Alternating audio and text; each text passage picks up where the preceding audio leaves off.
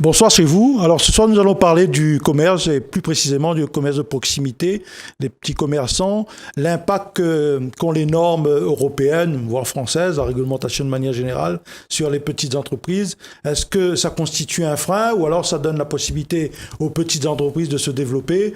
Nous allons aborder ce sujet-là avec on pourra dire, un futur chef d'entreprise qui devrait reprendre une entreprise familiale installée à Saint-Denis, donc au petit marché on peut dire. Hein, c'est ça, voilà. Jean Robert. Donc, allons dire une petite boutique dans le petit marché qui vend plus de 200 variétés d'épices, voilà. Qui n'est pas rien, produit créole, produit La Réunion, voilà. et d'important.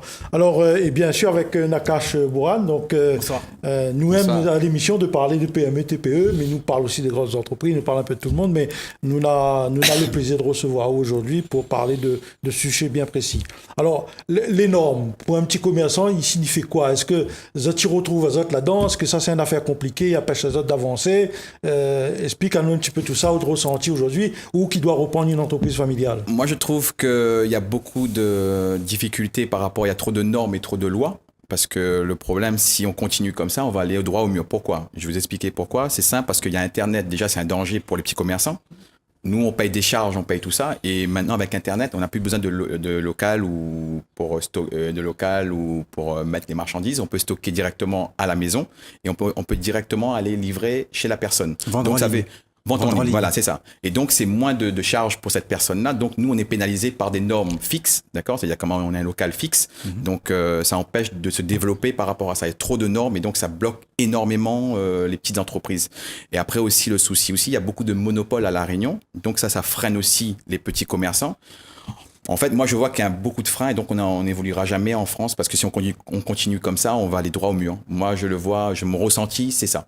Donc, vous dites nous que, en fait, les normes ont été mises en place pour favoriser l'implantation de grands groupes, si nous des peut grands dire, groupes, au détriment des petits commerces de proximité, comme ça t'y tient. Voilà, petit marché, voilà, c'est ça. Les vrais souvent disent les normes, il faut un peu de normes pour garantir un certain nombre de choses, mais trop de normes, ils tuent les normes, ça, voilà, donc, c'est un peu ça.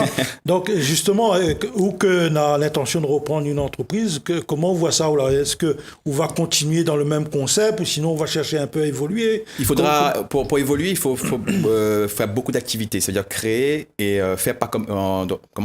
ne pas faire comme les autres, d'accord? Se différencier des autres, d'accord? Vous faites des trucs que les autres ne peuvent pas faire, et donc c'est comme ça qu'on va évoluer à La Réunion. Parce que si vous faites quelque chose que tout le monde sait faire, le prix va tirer vers le bas, et donc on pourra pas... Cette entreprise, en fait, c'est celle de votre mère? Ma mère, ouais, c'est ça. D'accord, ça fait combien de temps qu'elle a monté? Mon Dieu, ma mère, ça fait plus de 40 ans qu'elle travaille, elle a changé de nom d'entreprise, ouais. Donc voilà. Et c'est quoi? C'est des épices qu'elle vend? Avant, elle vendait des poulets, ouais. des canards, tout ça, elle tuait des poulets, tout ça, des canards, mais avec les nouvelles normes et nouvelles lois, ouais. Donc ils ont basculé tout ça avec des capitalismes, moi j'appelle ça des capitalismes, ouais. Toujours, et donc on retire dans la main des petits pour donner aux gros. D'accord, je vois... mais pour qu'on soit plus informé, en fait, pour que ça soit plus concret, en fait, on va dire, c'est quoi comme norme exactement, en fait, sur lesquelles, en fait, pas vous tapez, mais vous dites, en fait, que ça, justement, ça défavorise un peu les petits commerçants? Par exemple, je sais pas, on rajoute tout le temps des normes, par exemple, allez, on va partir sur les épices, par exemple, oui, tout le temps, ouais. on rajoute des normes, faut mettre nutrition, faut mettre, par exemple, d'accord. C'est pas une obligation, oui. Mais après, c'est pas une obligation. Mais par contre, en fait, c'est des normes en fait qui vous permettent. Enfin, aujourd'hui, en fait, on demande de plus en plus en fait. Plus en plus de normes. Domaine alimentaire, c'est alimentaire, ça veut dire que quand par exemple on va dans d'autres pays, par exemple, il faut un certificat, il faut faire des tests, donc c'est beaucoup d'argent qu'on dépense. En fait, voilà, ils conditionnent des investissements. Et là-dessus, tu ne pourras pas monter les prix parce que les produits seront invendables. Donc, le fait qu'il impose des normes, voilà, c'est ça. Dans l'emballage, je suppose, voilà, tout ça. Dans le conditionnement, dans le traitement du produit.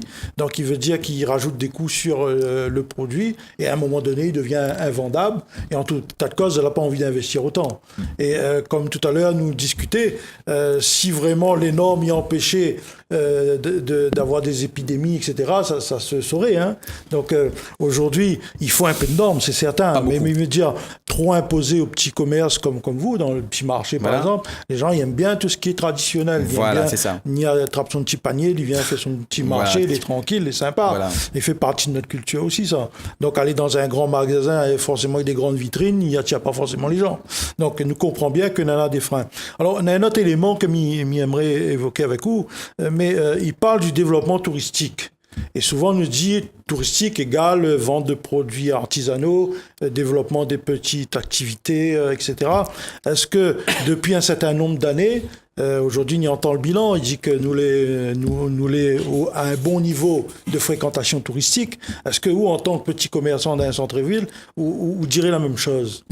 Non, je vois pas de touristes vraiment à La Réunion. Quand je compare, on va prendre un truc simple. On va prendre Maurice, par exemple. Maurice, il y a 1 million de touristes à Maurice. À La Réunion, je vois pas les touristes.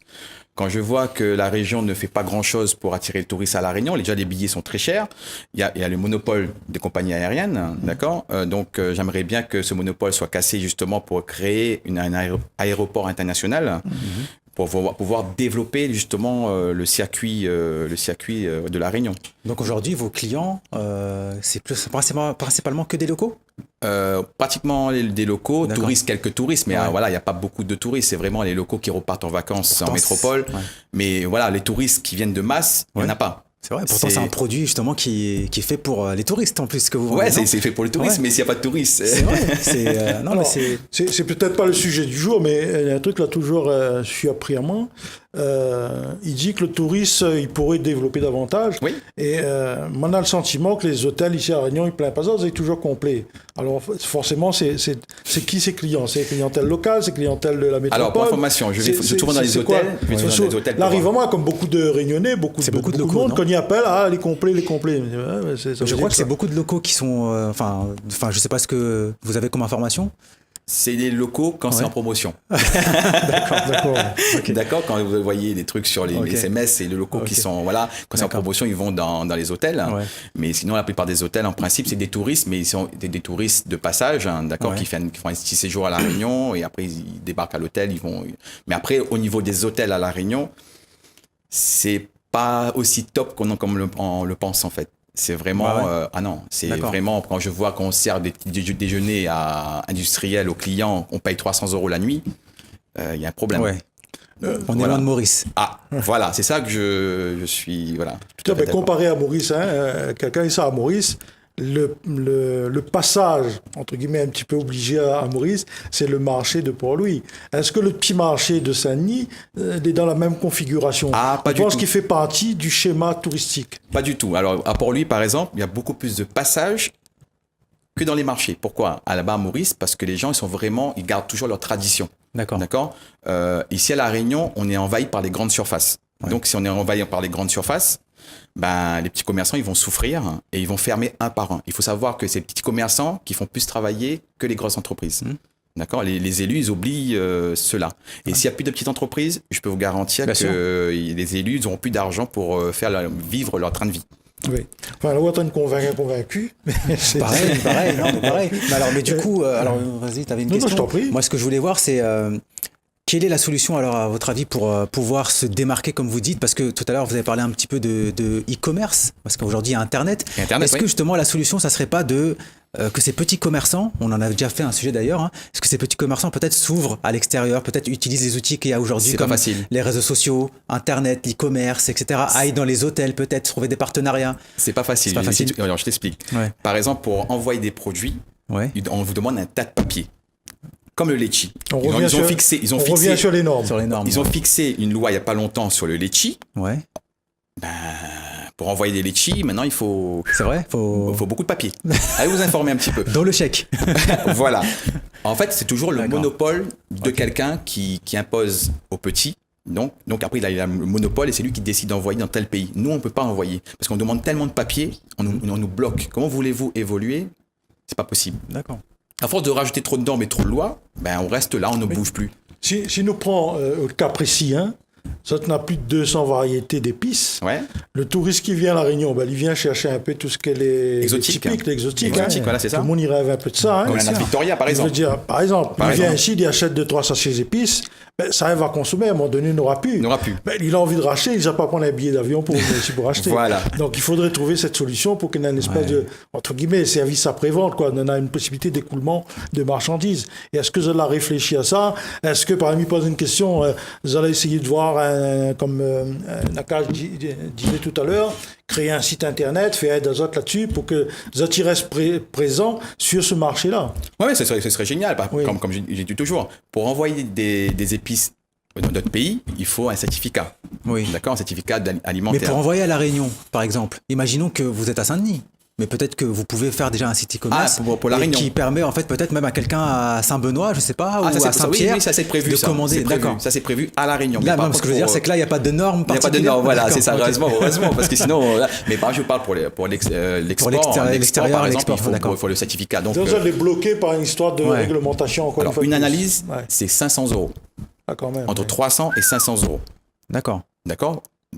On a beaucoup d'épices, imaginons, une analyse. C'est pas une obligation parce qu'il y a c'est pour une épice.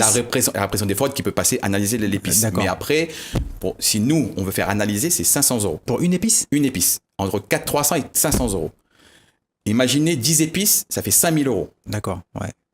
Non, pas de 5000 €. 10 fois 500, c'est ça. Si, ça fait 5000 €. Si. Donc, imaginez la somme que je débourse. Donc, vous voyez, il y a du blocage partout. Donc, s'il y a du blocage partout, on ne peut pas évoluer. On reste toujours pareil et on reste au même stade et on n'évolue qu'à La Réunion. Donc, il y a beaucoup de freins. Énormément de freins. Avec toutes les normes européennes. Le problème, c'est ça aussi. Européennes et françaises. On a double loi, double peine. Ouais. Et aujourd'hui, du coup, en fait, vos concurrents directs, c'est quoi? C'est la grande distribution?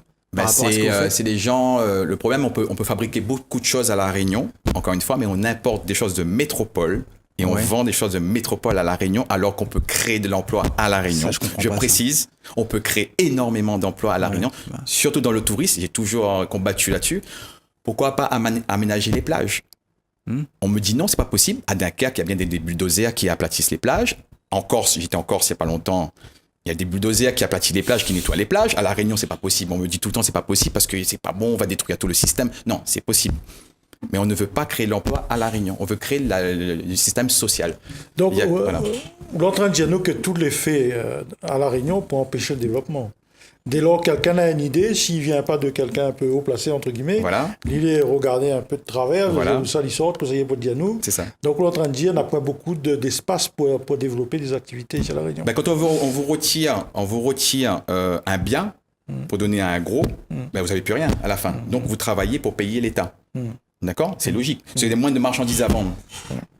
Alors, justement, par rapport à ça, nous fait ces constats-là, ils ne datent pas d'aujourd'hui, ils nous fait encore aujourd'hui.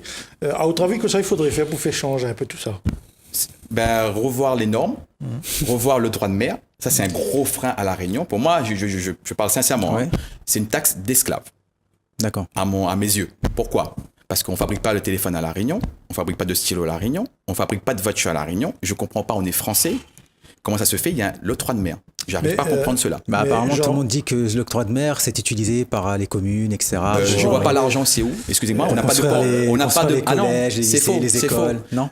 On voit pas de port international à La Réunion. On voit pas d'aéroport international. On voit pas de zoo. On voit pas de trucs aquatiques. On voit pas de structure vraiment adéquate pour La Réunion. Moi, je vois pas en 20 ans l'argent s'est passé. Ça fait 15 ans que je suis à La Réunion. Là, justement, nous les en plein. Maro, une petite parenthèse, mais Maro fermer rapidement, pour ne pas dire que nous sommes dans un débat politisé. Mais est-ce qu'il ne serait pas l'heure de demander à l'ensemble des maires de La Réunion, qu'avez-vous fait du financement des octrois de mer? Voilà, c'est une question que je pose. C'est une question intéressante, ça, non? Oui, c'est justement l'argent. Il faudrait qu'on mène un débat là-dessus. J'aimerais bien, moi, oui. Aujourd'hui, on nous prend en otage, enfin, on prend les Réunionnaises en otage, disant, ne touchez pas l'octroi de mer, sinon les communes ne pourront plus investir, ne pourront plus donner du travail aux gens. Mais dites-nous précisément, la manne financière qui découle de l'octroi de mer, elle a servi à quoi? Et nous, je me pose la question. Parce que tout le monde, il braque sur cette histoire d'octroi de mer. C'est vrai. Il braque là-dessus.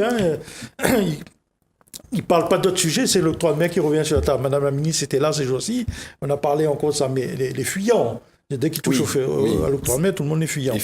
Donc, allons mettre une fois pour tous ce problème-là sur la table, et allons on dit est-ce qu'il faut tirer, est-ce qu'il ne faut pas tirer.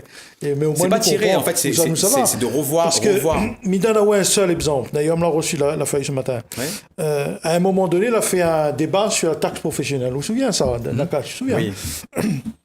Nous, il supprime la taxe professionnelle. Il nous dit très bien. Voilà une taxe en moins. Mais les revenus, une nouvelle taxe s'appelle la CFE. C'est Sarkozy qui a mis en place. C'est exactement la même chose. Qui a mis en place. Et il est même plus cher. Comme il veut dire, Antoine Giraud, si demain il tire l'octroi de mer, ils remettent à nous notre affaire en place et qu'ils changent de nom, vous croyez vraiment que le problème va changer? Non, du tout. Mais voilà. Donc, il se pose, c'est mon avis, aujourd'hui, on a lancé un débat, il y a tant qui discute là-dessus. D'accord. Même il fait partie de ceux qui disent que notre système social et notre système de fiscalité aujourd'hui est un frein au développement économique. Oui, c'est vrai. Si c'est ça le constat, allons réfléchir comment nous peut évoluer. Il ne veut pas dire que nous ne veut pas contribuer au financement de la solidarité nationale. Nous n'est pas dans cette configuration-là. Nous dit allons on lève les freins pour que nous arrivions à trouver, c'est aussi mon avis, une cohésion économique et sociale qui est l'avenir d'un pays. Parce que nous ne pouvons pas continuer à laisser les gens dans la précarité, à discuter le problème de pouvoir d'achat, si nous ne construisons pas un nouveau modèle de société. Donc, un des problèmes, c'est ça. C'est qu'est-ce qu'on fait de la fiscalité. Le premier rentre là-dedans. Oui. Donc, que ça nous fait ça. Donc, allons quand sérieux. Mais arrête toi du pot et fais des petites mesurettes que n'a aucun effet.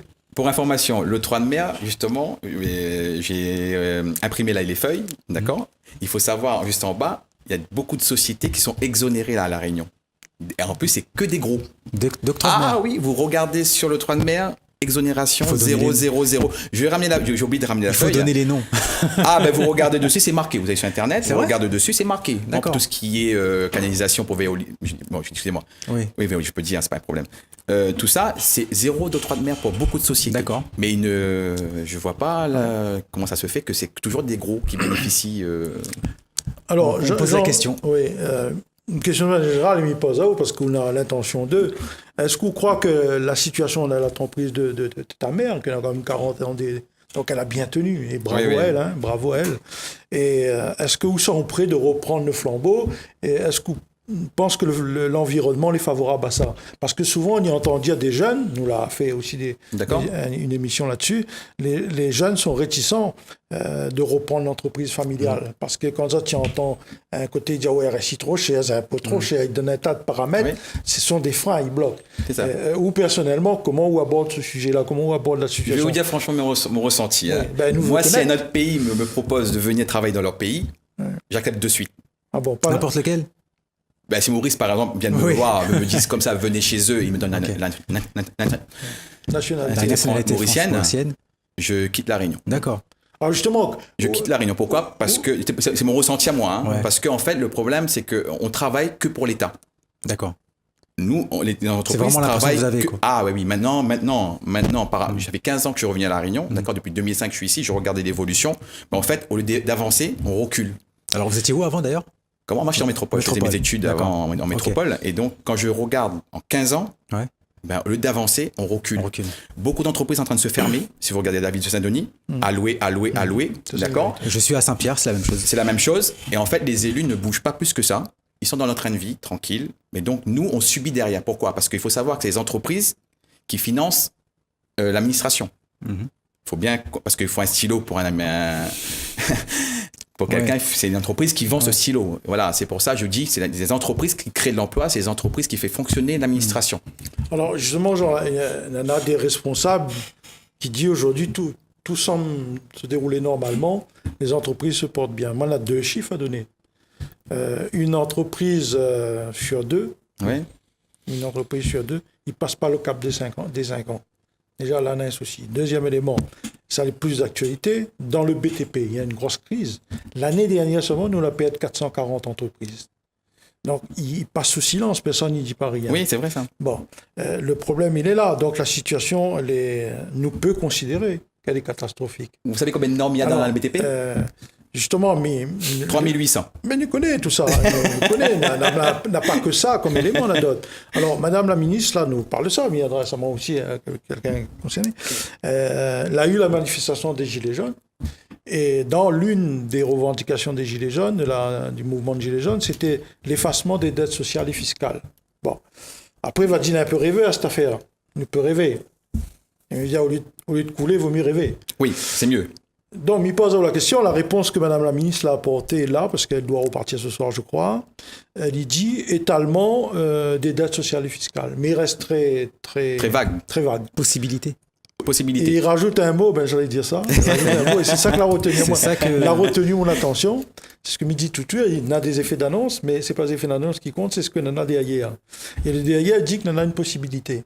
Donc, est-ce qu'on pense qu'aujourd'hui, au regard de l'économie dans laquelle nous évoluons là, est-ce qu'il faut des mesures très fortes pour sauver notre économie, ou alors nous contentons de ce que Mme la ministre a dit, étalement si possible?